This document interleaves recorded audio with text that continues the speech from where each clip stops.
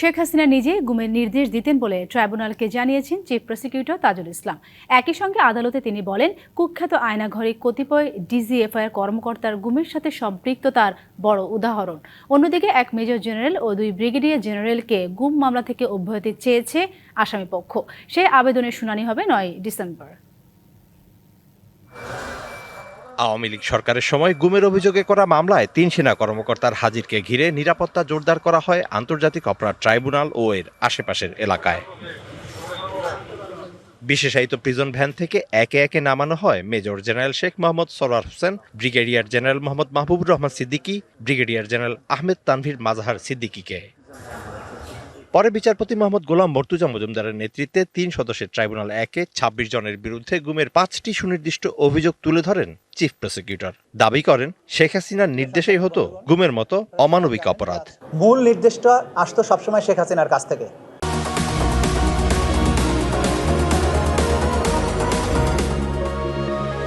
যখন শেখ হাসিনা সরাসরি নির্দেশ না দিতেন, সেই জায়গাগুলো শেখ হাসিনা তার সামরিক উপদেষ্টা তারিক সিদ্দিকী, যিনি তার ছোট বোনের দেবর, তার মাধ্যমে নির্দেশ দেওয়া হতো। Tariq Siddiqui DGFI, army, RAB, police সবার উপরে ক্ষমতাধর ব্যক্তি ছিলেন।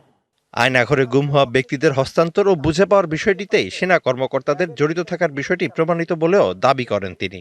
আজকে জেআইসি অর্থাৎ জয়েন্ট ইন্টারোগেশন সেন্টার, যেটাকে আয়নাঘর বলা হয়, সেইটার বিবরণ তুলে ধরেছি। সেখানে মানুষদেরকে গুম করে আটক রাখা, নির্যাতন করা যে অভিযোগ, সেই অভিযোগে এই 13 জন ব্যক্তির বিরুদ্ধে আমরা মামলাটি করেছি। আমরা বলেছি যে একটা বাহিনী হয়তো গ্রেপ্তার করতো বা পিকআপের সাথে জড়িত ছিল, তারা আবার গ্রেপ্তার করে বন্দি রাখার জন্য অন্য বাহিনীর হাতে তুলে দিত।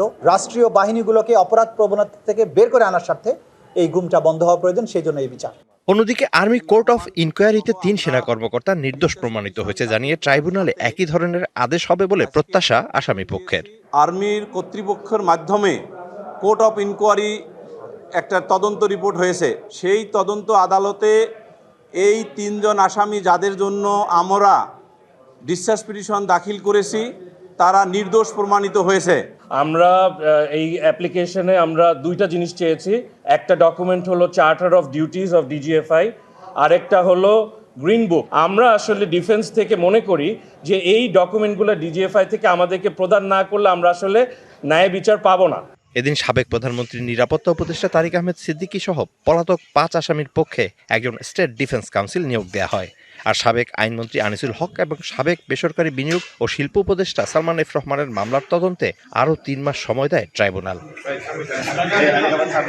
Mizan Ahmed, DBC news, Dhaka.